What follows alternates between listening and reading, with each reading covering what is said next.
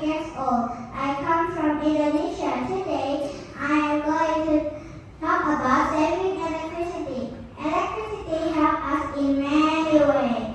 It makes our light shine, fast speed, and keep our computer running. But we should not waste it because saving electricity is important for our environment and future.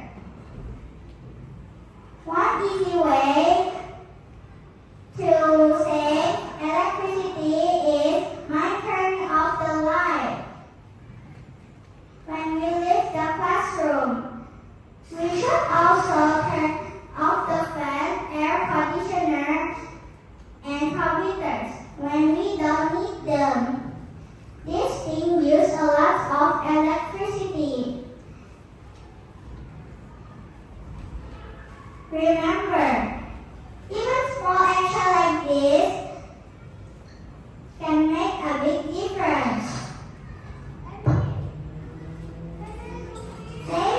Saving electricity not only helps our